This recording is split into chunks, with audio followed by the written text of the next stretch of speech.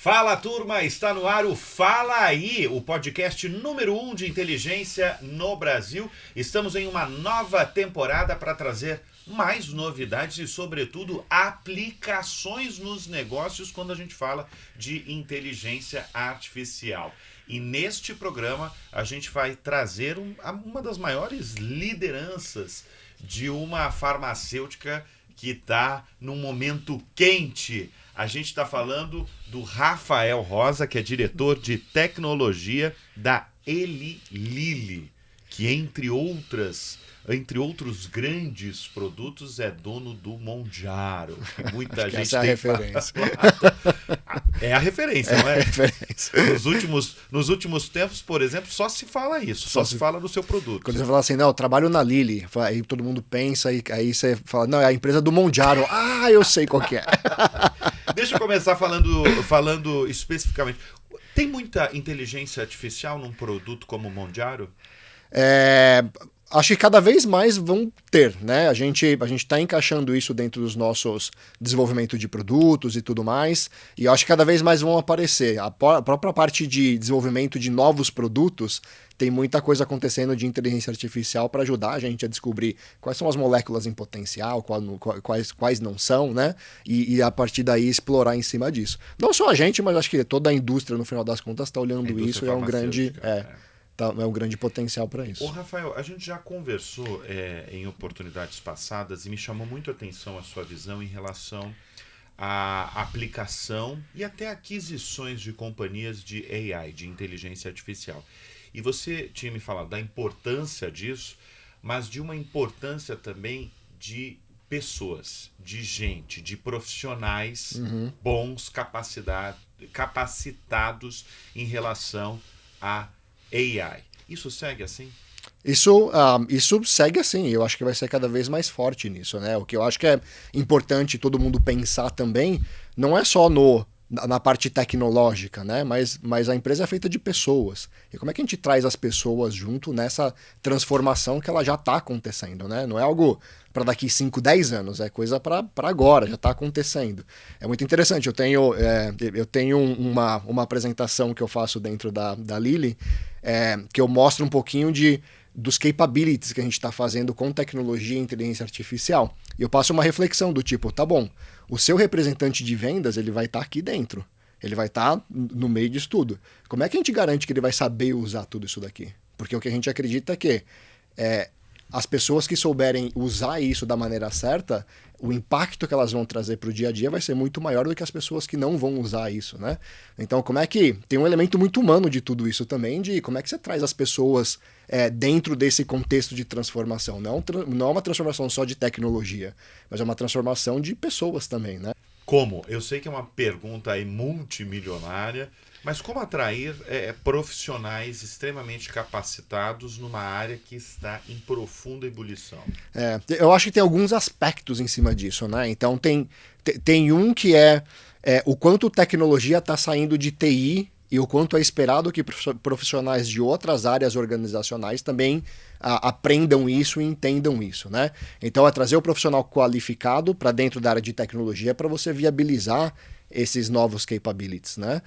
Mas acho que tem uma frase que eu escutei uma vez que falou assim, eu consigo trazer o cavalo até o lago, né? Mas fazer ele beber água eu já não consigo, né? Então como é que também a gente traz essas pessoas para elas conseguirem fazer com que o potencial e o resultado ele realmente seja alcançado, né? Então acho que esse vai ser o grande ponto. Então para mim essa transformação vai além de tecnologia, né?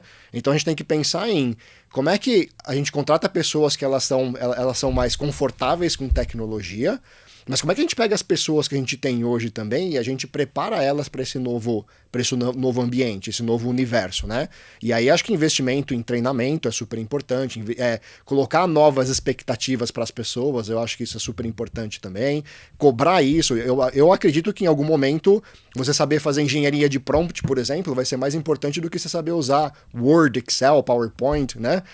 E a gente vai ter que fazer essa transformação, não só dentro, mas também influenciar o ambiente externo para que esses profissionais eles venham qualificados dessa maneira. E aí sim você realize o potencial que a tecnologia te traz. Rafael, você está falando de um assunto extremamente importante, mas abrangente também. Porque nesse meio de capacitação de profissionais, a gente tem um conflito de gerações, inegável. Né? Você tem os muito jovens que chegam ao mercado de trabalho, você tem aqueles profissionais sêniores que estão há 20, 30, 40 anos de profissão, que veem e sabem da importância, tem alguns até com medo, receio de perdas de oportunidades, para não dizer muitos.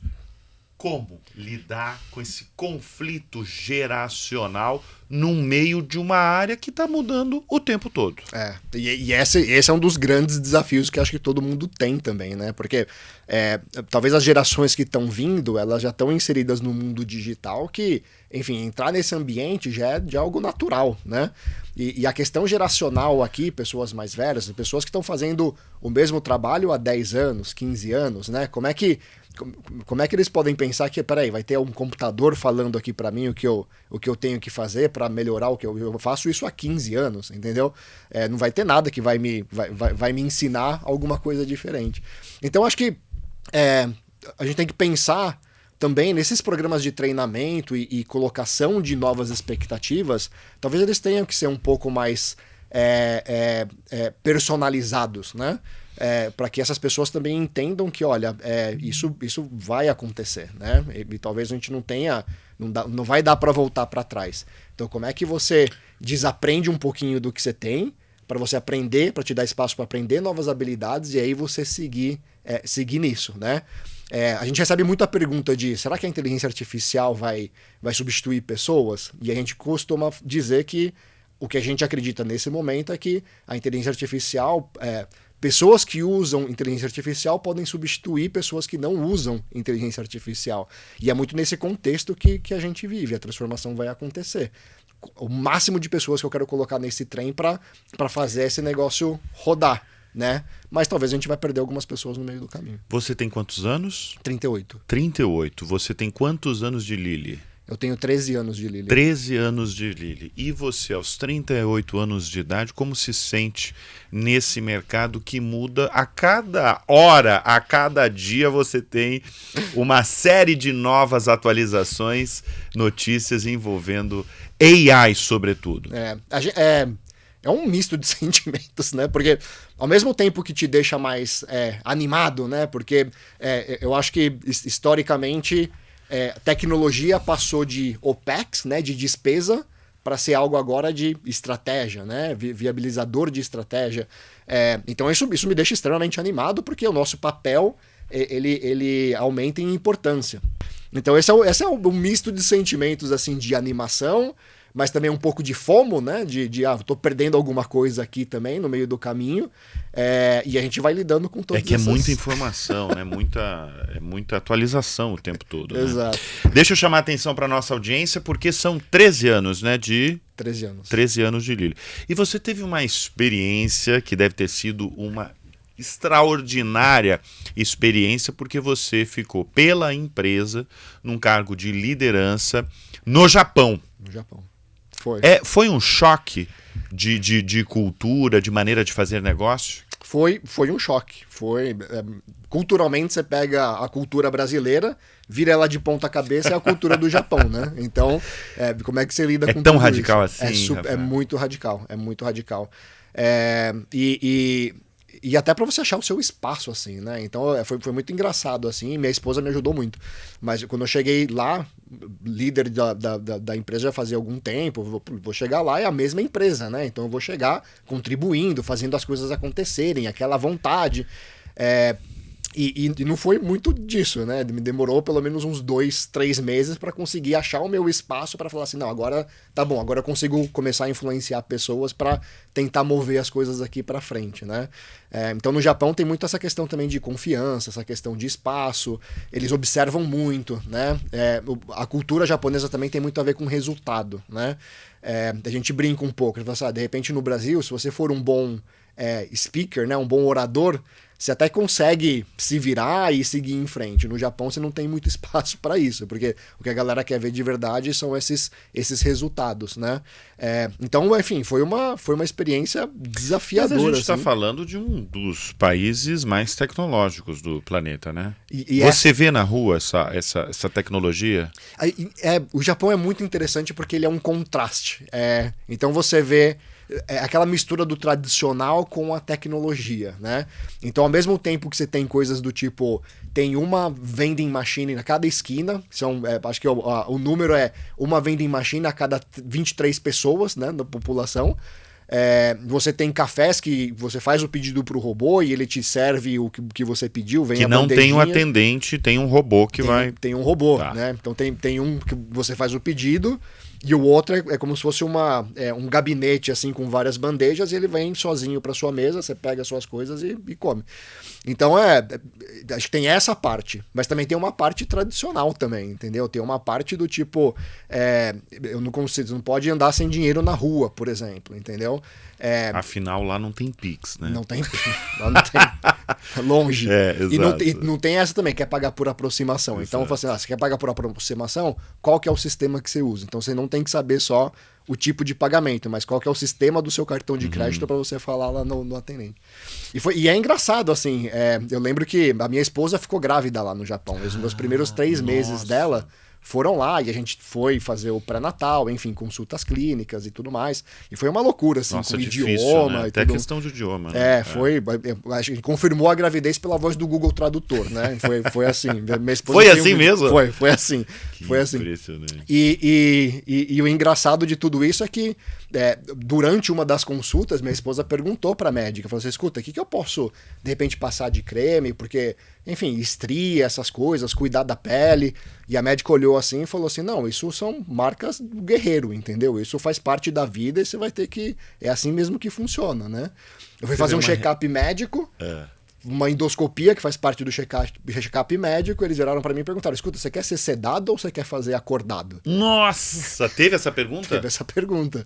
Então, tem essa questão... Eu quero fazer acordado. Tem essa questão de suporte à dor, né? Eu tenho que suportar a dor. Mas aí a gente está falando de uma questão cultural, mas a gente está falando do setor de saúde, por exemplo. Imagina você fazer um check-up e o responsável, o médico, perguntar se não quer sedação. Incrível. Uma cirurgia, sei lá. Não, e eu nem imagino isso, já pensou? Colocando um cano. E foi engraçado, porque eu fui dirigindo. E aí eles falaram assim, não, você veio de carro? Não, eu vim de carro, então você não pode dirigir. Eu falei, eu deixo o meu carro aí, mas eu quero ser sedado. Né? Mas, por favor, né? Nem que seja o mínimo ali de sedação, eu preciso disso. Ô, Rafael, mas assim, agora entrando no seu setor, né, o seu setor farmacêutico de saúde, como é? É muita diferença o setor no Japão? Eu acho que a prática médica muda bastante. Muda, né? Bom, então, pelo que você está relatando, evidente. Então a gente percebe algumas coisas assim e talvez não são de dados aqui, são mais conhecimentos empíricos observando assim e vivendo lá. Mas, por exemplo, os médicos, para chegar numa miligramagem alta de medicamento, você tem que passar pelas mais baixas. Aqui no Brasil a gente já entende o tamanho do problema e talvez é um pouco mais ousado em fazer uma prescrição com um remédio mais potente, né? Lá eles são um pouco mais conservadores. Então, enfim, você vê essas diferenças sim.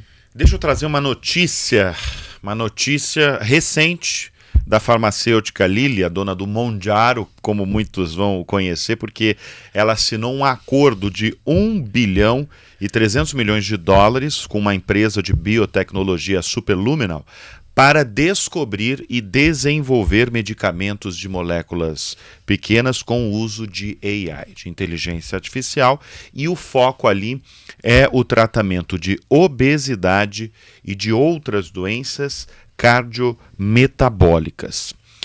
Eu não sei se você tem detalhes específicos dessa notícia, porque essa é uma notícia global, que é um anúncio no mundo todo.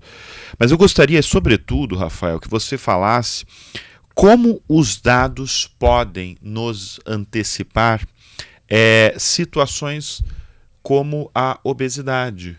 Como você elimina a obesidade. A gente está falando de eliminar a obesidade, uma doença, com um medicamento que a gênese do medicamento é o uso de AI. Eu acho que esse é o tamanho do desafio, né? Como é que a gente realmente muda essa realidade, né? As pessoas têm muito mitos em cima de obesidade, né? A obesidade ela é encarada como falta de vontade, né? E não como realmente uma doença crônica, como a OMS diz, né? E entender que eu preciso também de ajuda para que isso aconteça. Claro que existem elementos aí de reeducação alimentar e tudo mais, mas também é uma doença crônica que precisa ser tratada. E aí vem toda essa questão de pesquisa de inovação, de tecnologia, né? Em cima de novos produtos, medicamentos, e usando a tecnologia também para ajudar a gente a vasculhar essas moléculas, né? Como é que a gente acha a molécula correta para aquele problema específico, que nem sempre é um problema fácil de resolver. Vocês estão desenvolvendo estudos, pesquisas em relação ao Alzheimer? A prevenção do Alzheimer? Eu não tenho detalhe, na verdade, dessa parte. Alzheimer, sim, é uma área terapêutica que a gente quer olhar com mais carinho. Faz muito tempo que não tem inovação aí dentro dessa área. Mas eu não tenho todos os detalhes, na verdade, do como é que está o nosso pipeline em cima de Alzheimer especificamente. Qual que é o peso da inteligência artificial, que é uma tecnologia, na sua área de tecnologia? Você que é o principal executivo de tecnologia da companhia. O peso é enorme. Eu acho que tem dois grandes fatores aqui, né? Tem um grande fator aqui que é como é que a área de tecnologia ela muda o mindset dela para realmente gerar uma transformação de negócio, e nem sempre essas coisas eram conectadas no passado, né? E tem um aspecto também de como é que a gente traz inteligência artificial para nós mesmos, né? Porque às vezes a gente está tão focado em negócio e a nossa área está ficando deficiente. E a gente também precisa passar por uma transformação. E tem transformação de mindset também para dentro da nossa área, né? Então é engraçado, quando provavelmente as pessoas que fizeram faculdade na mesma época que eu fiz, por exemplo, os profissionais de TI, eles eram educados vamos lá conversar sobre requisitos, né? Você me fala, então eu sento contigo e falo, você me fala o que você quer que seu sistema faça, que eu vou anotar aqui. E aí tinha lá 200 mil metodologias para você anotar e tudo mais, e a gente tirava esse pedido e voltava lá para dentro e construía aquele negócio, né?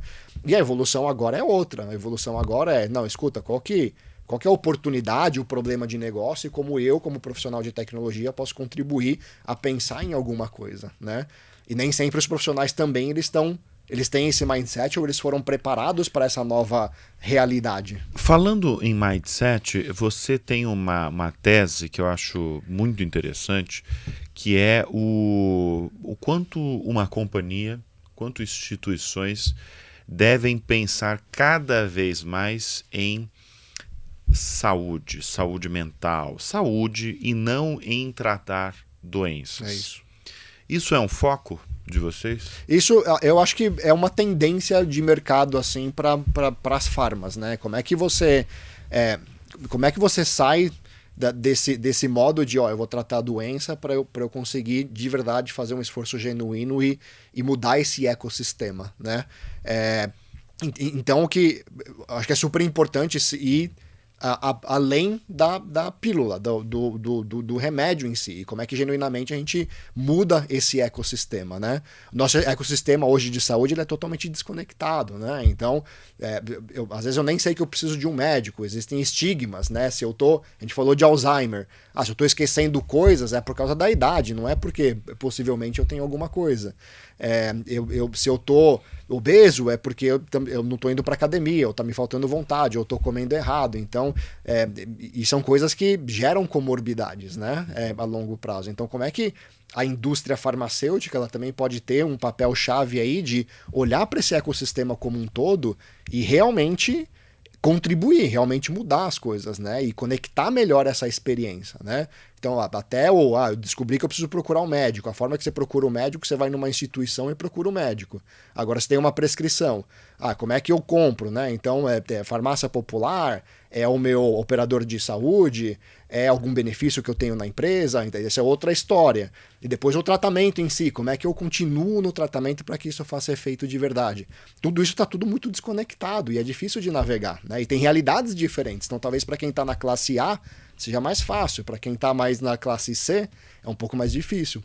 Então, o que eu acredito e a minha teoria é que, se genuinamente as empresas de saúde, as indústrias farmacêuticas trabalharem para ajudar nesse ecossistema e conectar isso melhor e trazer uma experiência melhor, eu acredito que isso aumente, inclusive, credibilidade dentro das indústrias farmacêuticas. Isso pode ajudar com credibilidade, a gente consegue ter mais acesso a dados e a gente também consegue entender melhor os nossos pacientes para trazer insights de desenvolvimento de novos produtos, por exemplo, né? Então é um ganha-ganha para todo mundo, né? O que eu acho que falta é a gente explorar um pouquinho dessa situação onde todo mundo ganha e principalmente quem está lá na ponta, que é o paciente, que é o consumidor. Mas como é que, você falando tudo isso, como é que adaptar todo esse seu discurso com a realidade brasileira? Porque, por exemplo, no fundo a gente está falando de você prevenir muito o surgimento de doenças, você focar na saúde física, na saúde mental, você remediar a ida a um hospital, porque eu converso também com lideranças de hospitais de ponta no país, e eu tenho escutado muito esse discurso muito similar ao seu, né? Precisamos remediar que o paciente vá para o hospital. E ir para o hospital é custo para o paciente e custo para a instituição. Só que a instituição, claro, que ela vai continuar ganhando, porque ela pode fazer múltiplos programas para prevenção, como já existe no Brasil, mas é muito popular, por exemplo, nos Estados Unidos, você prevenir. Mas como adaptar isso a uma realidade brasileira, Rafael? Acho que é esse o desafio, né? Porque como existem vários atores nesse ecossistema, a gente tem que... Eu acho que tem um papel muito de influência também para mudar esses papéis, né? Então, por exemplo, a gente fala que se eu for numa consulta médica, de repente o operador de saúde vai ter que pagar por essa consulta. Mas se você descobrir de repente alguma doença mais cedo, o custo de tratamento para um operador de saúde vai ser bem menor, né? Então, de novo, dados, né? Como é que a gente pode usar dados, de repente, para olhar e falar assim, não, peraí, se eu não tratar isso agora, mesmo para o operador de saúde e para o paciente, isso vai me gerar comorbidades que vão ser muito mais difíceis e vão custar muito mais caro. Sim. Então, como é que a gente proativamente consegue trazer essas pessoas para realmente mudar essa realidade e trazer, não trazer tratamento de doenças, mas trazer saúde em si, né? Deixa eu chamar uma outra notícia para a nossa audiência que não tem a ver com vocês, tem a ver com o setor só. Em 2023, a Amazon comprou a One Medical, né, uma plataforma lá de consultas online presenciais nos Estados Unidos, pagou 3 bilhões e 900 milhões de dólares. E o que eu sempre achei curioso é que na justificativa a Amazon alegou que comprava a companhia porque saúde é um dos setores que mais precisa se reinventar no mundo. A gente está falando de 2023, passaram-se 2 anos, o que é muita coisa quando a gente fala em tecnologia. Mas você concorda com a Amazon? Eu concordo com a Amazon 100%. E eu acho que não é um problema de um país em si, acho que todos os países, tudo isso é um problema, né? É difícil navegar no ambiente de saúde, né? A gente tem uma situação de um medicamento, por exemplo, que entrou dentro do rol da ANS, né? um medicamento para câncer, e o governo ainda não achou alguma maneira de operacionalizar isso. Então, ainda que, por lei, obrigatoriamente o governo precisa viabilizar o acesso a esse medicamento, como ainda não achou formas de operacionalizar, isso ainda não está acontecendo e já faz alguns anos, né? E tem pessoas que, por exemplo, têm que judicializar para conseguir ter esses reembolsos, né? Então é desse tipo de problema que a gente está falando, né? Como é que tá tudo muito desconectado, está muito difícil de navegar. E a gente fala muito de quem são os nossos competidores. Foi interessante você falar da Amazon, que é uma empresa de tecnologia. Agora, eu vejo a Amazon como uma referência também de experiência de consumidor também, né? Toda a loja virtual deles, e acho que eles foram pioneiros em tudo isso, né? Então, a Amazon jogando aí não é só uma questão de tecnologia, mas talvez é um grande player aí para conectar toda essa experiência. Experiência com o cliente. É um tema que você gosta, é um tema que você acabou de falar. Por que ele é tão importante? Eu acho que ele é importante principalmente em situações super adversas, né? Então, se você tem alguém que está psicologicamente abalado, por exemplo, porque tem um problema, tem um câncer, por exemplo, ou está num tratamento específico, tudo isso pesa no seu psicológico. E se você adicionar isso à complexidade de navegar nesse sistema de saúde, isso se torna um fardo muito grande para uma pessoa carregar, né? Eu acho que uma das coisas que empresas de varejo ou outros setores estão fazendo super bem é trazer essa praticidade, né? Acho que inteligência artificial, tecnologia, está trazendo isso para o dia a dia. Você tem assistente virtual que você, enfim, pede um Uber, né, por assistente virtual. Você tem aparelhos mais conectados, casas inteligentes, né? Você fala cinema, tudo apaga a luz, a TV já fica num ambiente mais específico. Então tudo isso é praticidade.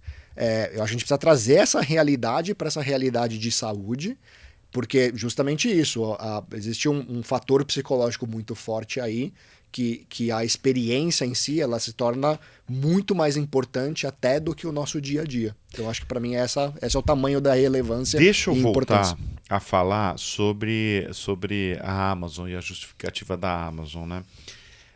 E você falou o quão desafiador é para o setor de saúde você, de certa forma, inovar, se atualizar o tempo todo, colocar inteligência artificial desde uma farmacêutica até na ponta ali no hospital.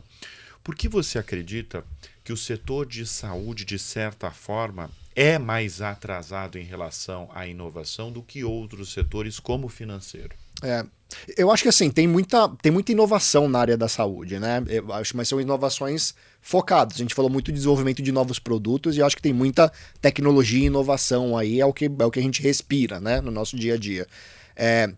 Talvez a gente precisa fazer um pouco correr um pouquinho atrás justamente nessa parte de experiência, né? Eu acho que tradicionalmente também tratamento, dependendo do tipo de tratamento, ele é ditado pelo médico, né? Então, o médico, ele vou lá e ele me dá um diagnóstico, ele fala o que eu tenho que fazer e eu sigo o que ele tem que fazer, né? Ponto. Você fica na mão ali daquele profissional. Daquele profissional e aquele de confiança, às vezes, né? Exatamente. Então, acho que historicamente é um pouco da realidade que a gente cresceu com ela, né?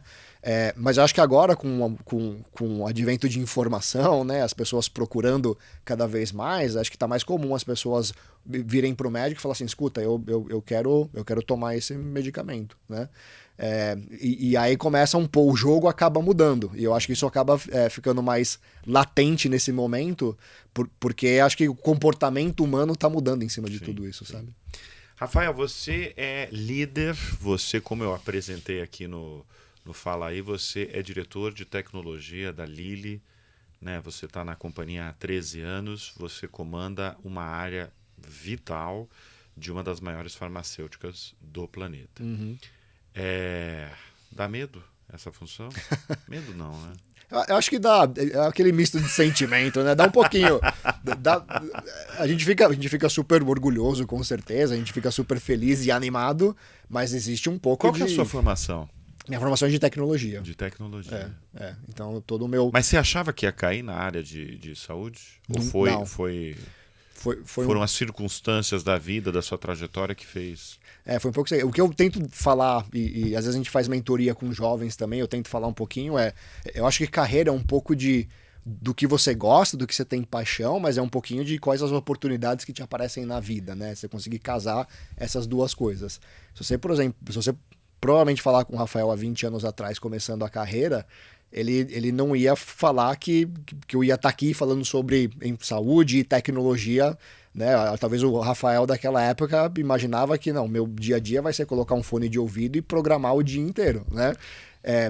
Mas acho que acaba que a carreira acaba mudando e te trazendo outras portas que você acaba entrando. Mas a sua diretoria, o seu dia a dia na companhia, se fosse para resumir, ele é focado no quê?